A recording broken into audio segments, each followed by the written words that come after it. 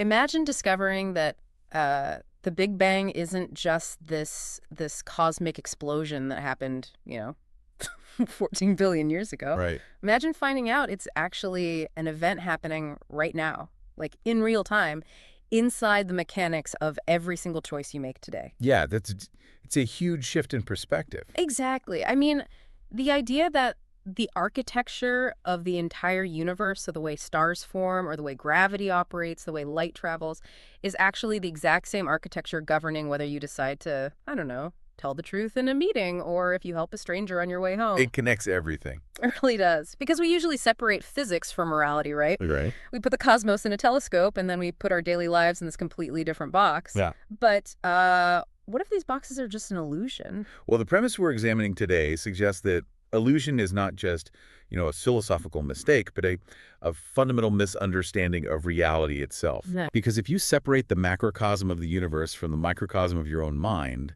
you essentially lose the ability to understand both. And that is the massive, really challenging reality we are unpacking today. So welcome to a profound deep dive. Glad to be here. We're looking at two monumental texts written in the city of Isfahan in late 1846 by the Bab.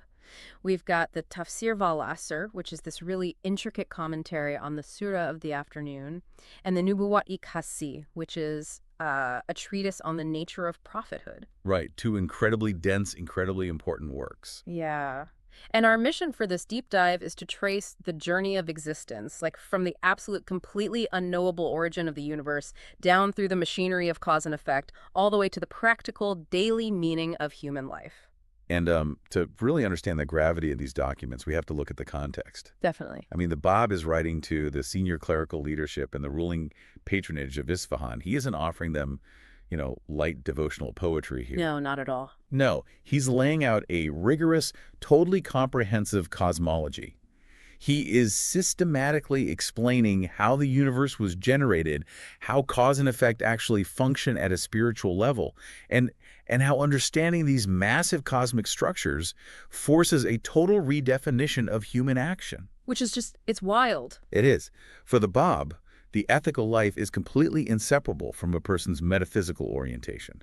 You just can't separate what you do from why the universe exists. Okay, let's unpack this. Because if you are listening to this right now, maybe you're driving on a crowded highway or, folding laundry, you might be wondering how some 19th century metaphysical treatise is going to change the way you see your Tuesday afternoon. Which is a fair question, honestly. Oh, completely fair. And don't worry, we are not going to read an audio textbook to you. We are going to extract the core mechanisms of this text because the Bab is essentially offering this masterclass in seeing the infinite within the microscopic. Yeah, he takes the smallest units of reality and just unfolds them into a systematic vision of divine action. Right. So to begin this journey, we have to go back to the absolute starting point. Before time, before space, before the very concept of existence itself. Yeah, we begin with the unknowable essence. The unknowable essence. Right.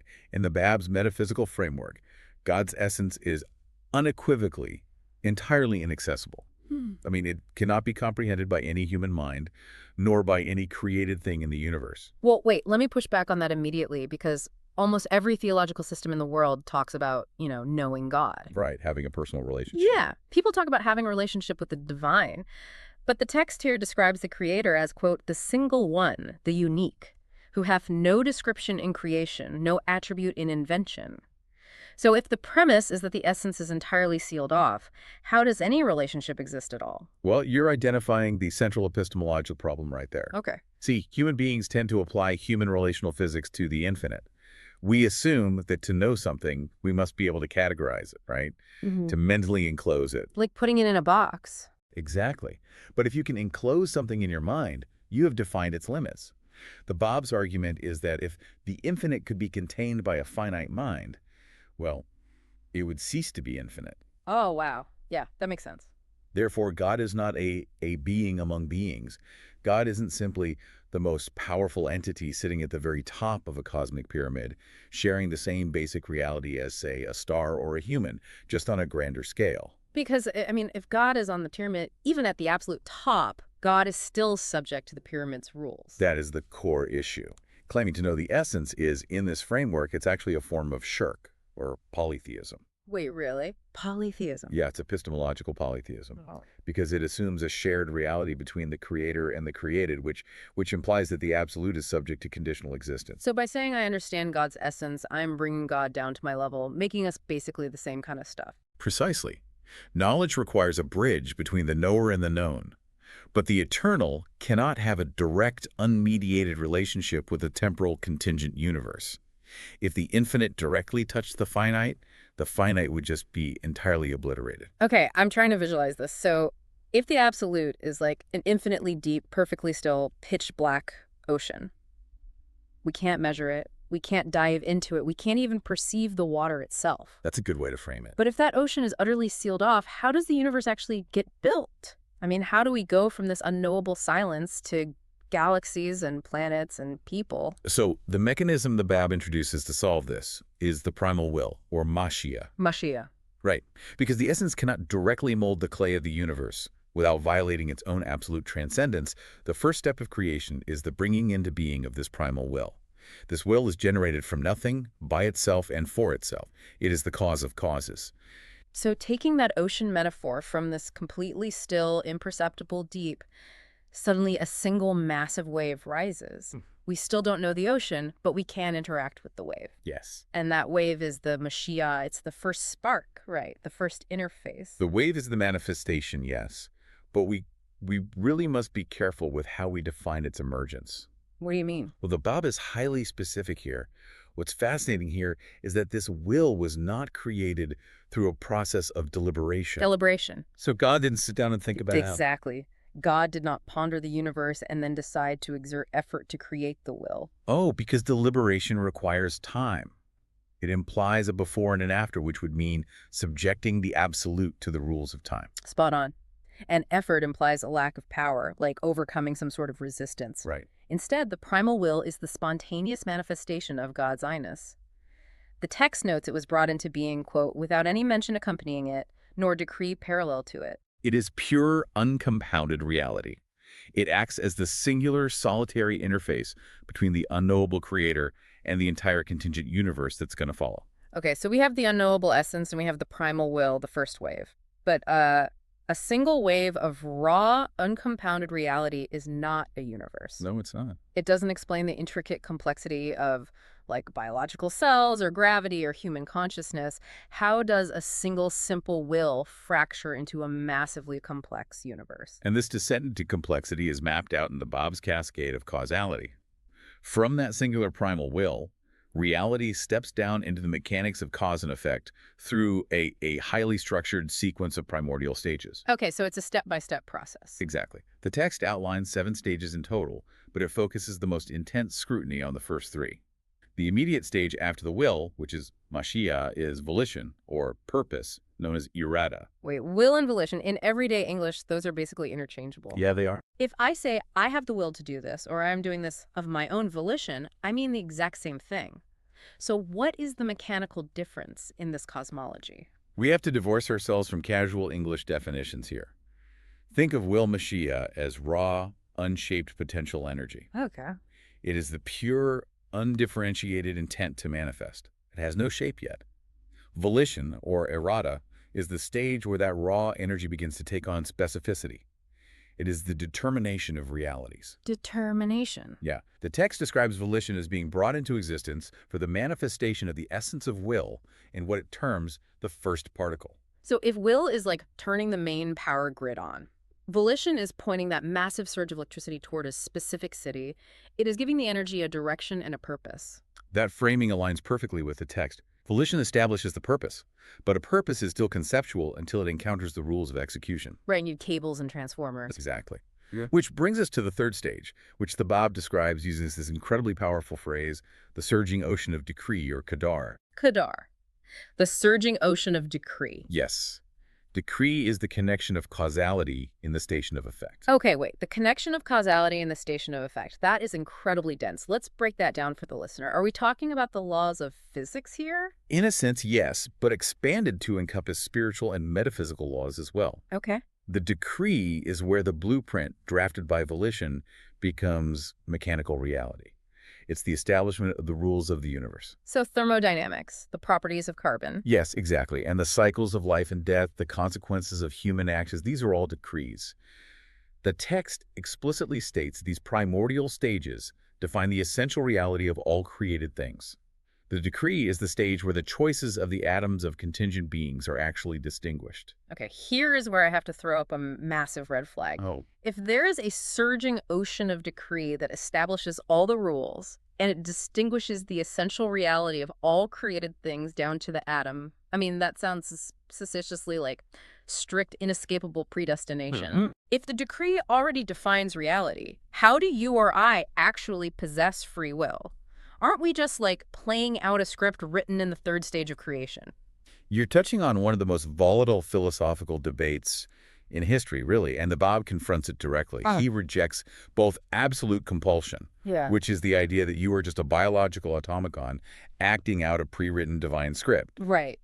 and he equally rejects absolute delegation, which is the idea that the creator just wound up the clock of the universe and walked away, leaving human beings entirely independent. So where is the middle ground? If the decree is a surging ocean, how do I avoid just being swept away by the current? Well, the ocean is surging, and its currents are absolute realities. I mean, you cannot choose to alter the decree of gravity by flapping your arms, Right. right? I can't just fly. Exactly. You cannot choose to alter the decree of your own mortality. The decree establishes the inescapable parameters of the universe and the fundamental capacities of your being. It is the architecture of the maze. The architecture of the maze. Yes. However, the path you walk within that architecture is driven by your own soul's orientation. The text states that the choices of beings are recognized as they truly are in the station of unity. Let me see if I have this. So the decree is like the physics engine of a video game. Okay, I like that. It determines how fast I can run, what happens when I fall, and the boundaries of the map.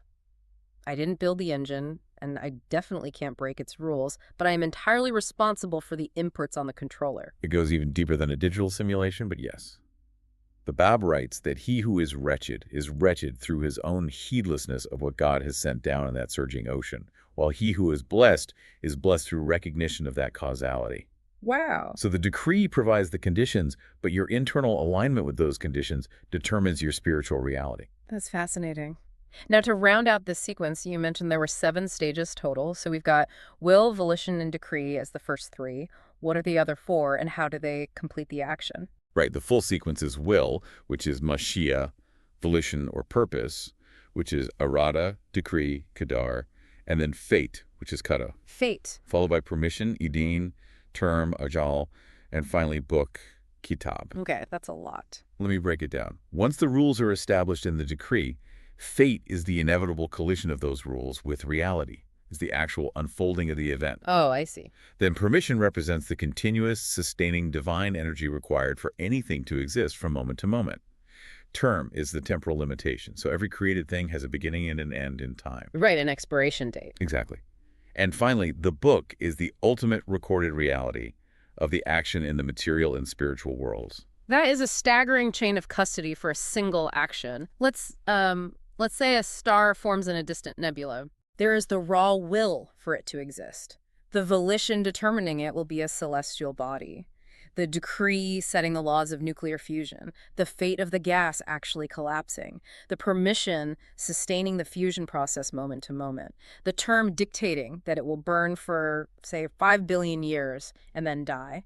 And the book, which is the permanent consequence of its light in the universe. That is exactly it. And that exact same 7-stage architecture applies to every conscious choice a human being makes. Wait, really? Every single choice? Every single one. But this brings us to a critical paradox. Okay. If everything in the universe, from that star you mentioned to a human thought, flows from this single, pure, unified spark of the primal will, why is our actual experience of the universe so incredibly chaotic? Yeah, that's a good point. Because if you look around, the world doesn't look unified at all. It looks fractured. You have millions of species, billions of people with completely conflicting desires, pain, beauty, decay. It is this massive, noisy multiplicity. And the Bab addresses this friction through what we can visualize as the prism of existence. The prism of existence. Yes. As the pure unity of the primal will descends into the realm of contingent beings, a realm the text refers to as Nasut, the physical temporal world, it shatters into multiplicity. Okay. The danger for the human mind here is committing what the Bab calls polytheism in the station of unity. Polytheism in the station of unity. What does that actually mean? Because, polytheism usually means worshiping Zeus and Apollo at the same time. How does one commit polytheism in the station of unity? It occurs when a person observes the diverse multiple world we live in and mistakes the individual fragmented parts for the ultimate source. Oh, I think I get it. The primal will is simple and unbroken, but the human mind is easily captivated by the fragments. Right. Think of a prism in a dark room. A single unbroken beam of pure white light hits the glass, and it shatters out the other side into this massive spectrum: red, orange, yellow, green, blue. Exactly. The white light is the primal will. The rainbow is the realm of Nasut, our universe. Taking that further, committing polytheism in the station of unity would be standing in that room looking at the color red and declaring that red is the ultimate independent source of reality. Or deciding that the blue light generates itself. Yes, you are treating the diverse manifestations as if they possess inherent independent existence, totally ignoring the single white beam striking the glass. So if you are driving your car and you start worshiping the color red, you have lost the plot. Completely. But it's so easy to do because the colors are all we can naturally see. We don't see the white light. We only experience the fragmented colors of daily life. So how does the Bab suggest we navigate this without becoming totally detached from the world? Well, the solution is not to close your eyes and pretend the colors don't exist. That's nihilism, not metaphysics. Right. The Bab writes that God has deposited a sign of his oneness in the essential reality of all atoms. In all atoms. Yes. Every single contingent thing contains a reflection of that original unity. The task of the conscious human being is to look through the multiplicity, to perceive the underlying origin. So you appreciate the red light, but you comprehend that its true reality is entirely dependent on the single beam. Exactly. You see the unity within the diversity. And if I fail to do that, like if I decide that money or power or my own intellect, the individual colors are the ultimate reality. The text is uncompromising on this point. It states that if one does not trace the multiple aspects back to the single point, their, quote, loss is recorded in the Book of God. Loss. That concept of loss is actually the perfect bridge here because the Bab anchors this entire metaphysical vision inside a commentary on a very specific, very short chapter of the Quran. The Surah of the Afternoon, or Surah al-Azhar. Yes, the Tafsir Valas. The Surah of the Afternoon delivers a profound theological ultimatum in just a few lines. What does it say? It reads, "By the declining day, verily man is in a state of loss, except those who believe and do good works, and exhort one another to truth, and exhort one another to steadfastness." It is a terrifying premise, really. The metaphor of the afternoon implies that time is running out, the sun is going down on human existence, and the default state of humanity is failure. Right. Default loss. Everyone is losing, except for a few who meet these very specific criteria. And normally when people hear about religious loss, they interpret it as moral rule breaking, like I lied, I stole, therefore I am a bad person, therefore I am in a state of loss. Which is the conventional understanding, yes. But the Bab pulls this out of the realm of basic morality and turns it into a crisis of physics and metaphysics. He absolutely redefines the anatomy of loss. For the Bab, this loss is not merely a behavioral infraction. It is a catastrophic failure to comprehend the nature of existence. Wow. It is the failure to understand the unities of essence, attributes, and acts. To illustrate what this looks like in practice, the Bab describes human orientation in terms of 3 concentric circles of action. Like orbiting bodies. Let's look at those orbits. He writes that the wrongdoer circles around his own self, his ego. Okay. The moderate person circles around his intellect or his mind. But the foremost, the spiritually realized person, circles around his Lord. Being in a state of loss fundamentally means you are stuck in the first or second orbit. You are circling the self. Let's trace the mechanics of that. If I am circling my ego, I believe I am the ultimate author of my reality. I believe my success, my wealth, my intelligence are all entirely self-generated. Exactly. I am looking at my specific color in the prism and declaring that I am my own light source. And metaphysically, the moment you declare yourself the ultimate origin point, you sever yourself from that cascade of causality we talked about. The 7 stages. Right. Recall the sequence. Will descends to volition, which descends to decree. The universe is a continuous flow outward from the divine will. If you turn inward, making your ego the gravitational center, you stop being a conduit for that flow. You become a blockage.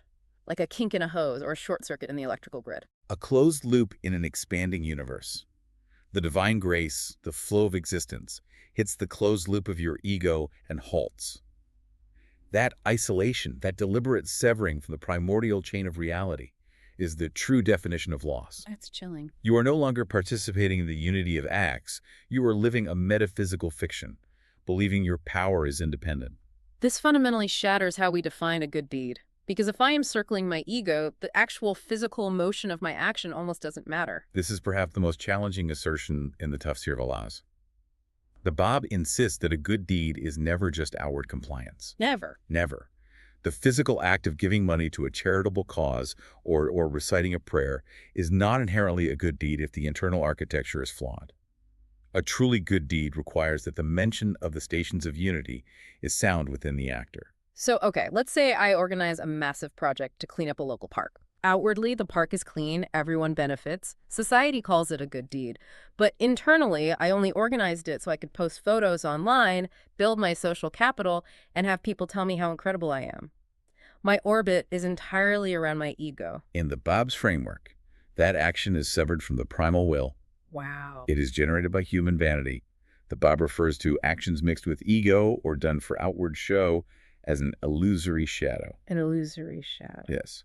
They may resemble a good deed in the physical realm of Nasut, but they have no spiritual substance. They do not ascend. That is a brutal level of internal auditing. It means you just can't fake it. No, you can't. You can't hack the system by just performing the right physical motions. If the origin point of the act is flawed, the entire 7-stage cascade is poisoned from the start. To ensure the origin point is sound, the Bab demands alignment across 4 unities: the unity of essence, attributes, acts, and worship. So all 4 have to be perfectly aligned. Right. If you worship God through an intermediary attributing ultimate power to wealth or political leaders or your own intellect, you violate the unity of acts. The text explicitly warns that the root of all judgment occurs in the station of the essence, not in the outward manifestation. So it requires a person to constantly interrogate the basement of their own motivations. Like, why am I actually moving my hands to do this task right now? Because if your volition is out of sync with the primal will, your action creates a dissonant frequency in the fabric of your reality. It's like playing a wrong note in a symphony. If we connect this to the bigger picture, the Bab writes that if a servant's fundamental orientation is pure and aligned with the divine, they are formed of the clay of the highest heaven. But if they're deeply self-centered, circling their own ego, then even their outwardly benevolent deeds, quote, shall not profit him. Yeah. The unseen internal reality completely overrides the visible external shadow. But if the universe operates on this rigorous, multi-stage physics of intent and action, how do we, as completely flawed human beings, ever hope to align with it? I mean, we are not cosmic engines. We are people with jobs and anxieties and egos. Well, the mechanism for alignment is found in the final major theme of these texts. Yeah. The mirroring of the macrocosm in the microcosm. Macro and micro. Right. The Bab quotes the Quranic verse, "We shall show them our signs in the horizons and in themselves." Horizons meaning the vast external universe, the cosmos, history, and themselves meaning the inner architecture of human consciousness. Yes. The radical claim here is that the massive cosmological structures we just discussed, the unknowable essence, the primal will, volition, decree, are not simply phenomena occurring out in deep space. They weren't. No, they are the exact blueprint of your own soul. The human being is a microscopic replica of the entire universe. Wait, we contain the cascade of causality within us. We do. To explain this, the Bab breaks the human reality into 4 distinct ranks. Fuad, which is the inmost heart or highest spiritual perception. Fuad. Okay. Then Aql, the intellect or rational mind. Aql. Nafs, the soul or the self, which is often the battleground of desires. Nafs, right. And Jasad, the physical body. So heart, intellect, soul, body. How do these 4 ranks interact with the 7 stages of creation? Remember how creation was a descent? Yeah, from the will down to the book. The universe was formed by the primal will, stepping down through volition and decree, moving from pure unity into the dense physical multiplicity of the Jasad, the material world. Right. The journey of the human being is the exact reverse of that process. It is an ascent. We must reverse engineer the cosmos. How does that actually work in practice? If I am trying to reverse engineer the universe on a Tuesday morning, what does that internal friction actually feel like? It begins with the body, the Jasad, and the soul, the nafs.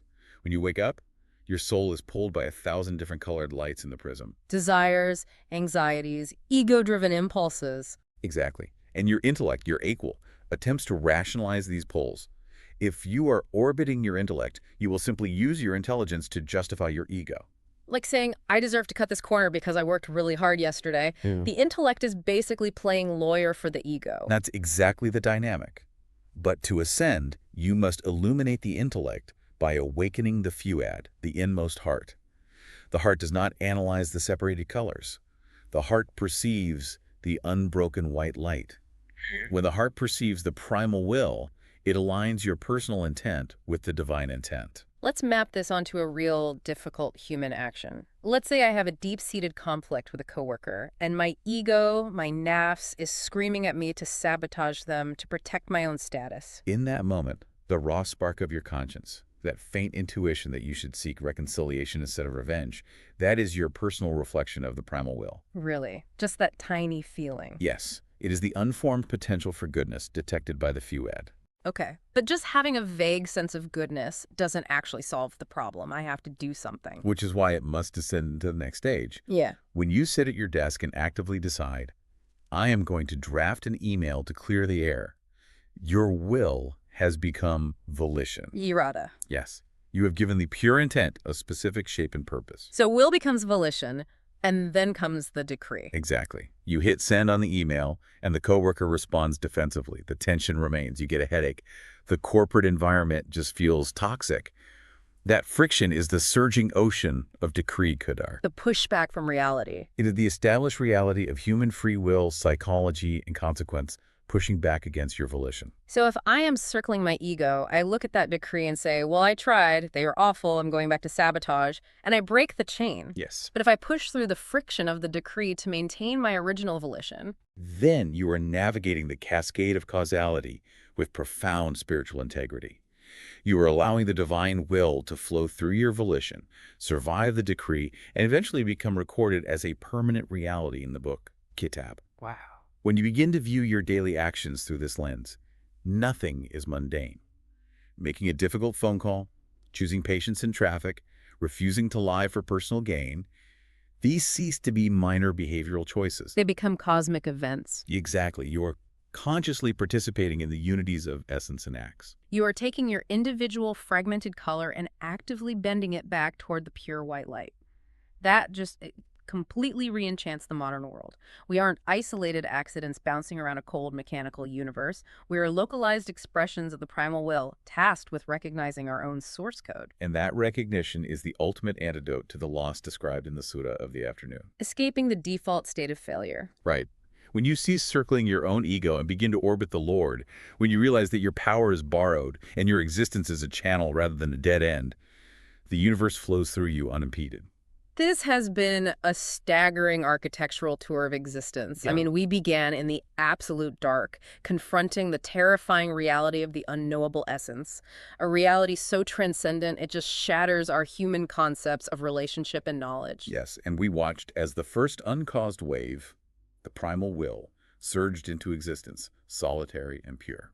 We traced how that single will cascaded down into the mechanics of volition, assigning purpose, and crashed into the surging ocean of decree, establishing the inescapable parameters of reality and distinguishing the choices of every atom. We saw how these stages bridge the gap between an infinite God and a finite universe. And we examined the prism of existence, exploring how the pure unity of the origin splinters into the chaotic multiplicity of the world we live in. We confronted the danger of worshiping the colors instead of the light, the epistemological trap of polytheism in the station of unity. We redefined the concept of spiritual loss, shifting it from simple moral failure to the metaphysical disaster of orbiting the ego and severing the cosmic flow of grace. We established that a true good deed demands absolute internal alignment across the four unities, ensuring that the root of the action is truly sound. And finally, we brought the cosmos inside the human mind. We saw that the vast architecture of the universe is mirrored in the ranks of the soul, the heart, the intellect, the self, and the body. We reverse-engineered creation, realizing that every daily choice to push volition through the friction of decree is an act of cosmic significance. It is a framework that leaves no room for spiritual passivity. It demands a relentless internal honesty about why we move through the world the way we do. It really does. But before we close this deep dive, there is one detail in the Bab's text that we haven't fully explored, a cryptic, almost dizzying final thought. Ah, yes. Deep within the commentary, the Bab makes a profound linguistic and metaphysical observation. He notes that the very letters that make up the Arabic word for man and salar contain within them the encrypted mysteries of all these primordial stages we have discussed. That's incredible. The macrocosm isn't just conceptually similar to the microcosm. It is literally encoded into the very name and structure of human existence. So if the blueprint of everything, from the first spark of existence to the final recording in the Book of Reality, is actually folded into the letters of your own existence, what undiscovered galaxies of potential are you leaving dormant simply because you haven't dared to look deeply enough within yourself? It's a powerful question. If the machine of the universe is actually a mirror, what are we failing to see when we look at our own reflection? That is an awe-inspiring question to leave you with. Thank you for joining us on this incredibly profound deep dive. As you step back out into the noisy, fragmented multiplicity of your life, we hope you do so with your eyes fixed on the unifying light shining behind it all.